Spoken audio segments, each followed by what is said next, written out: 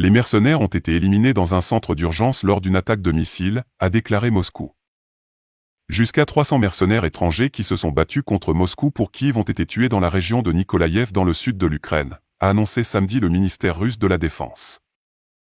Jusqu'à 300 militants ont été éliminés par une attaque aux missiles sur le point de déploiement temporaire de mercenaires étrangers dans la zone du village de Kalinovka, dans la région de Nikolaïev, a annoncé le porte-parole du ministère de la Défense Igor Konashenkov.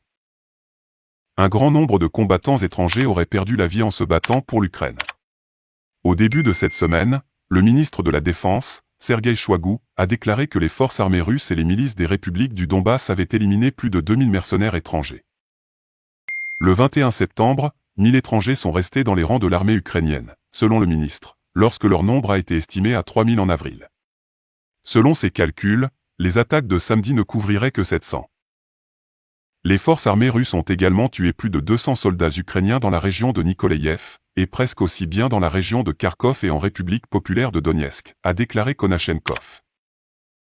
Le porte-parole militaire a également révélé lors du briefing selon lequel près du village de Sergeyevka dans le sud-est de la région de Dnepropetrovsk, un chasseur russe avait tué un MiG-29 ukrainien qui avait été converti pour utiliser des dégâts anti-radiques américains.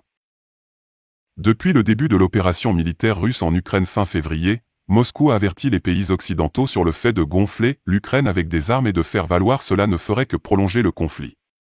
Selon l'annonce récente de la Russie d'une mobilisation partielle des réservistes, les partisans de Kiev, y compris les États-Unis et le Royaume-Uni, se sont engagés à maintenir ou à accroître leur soutien militaire à l'Ukraine.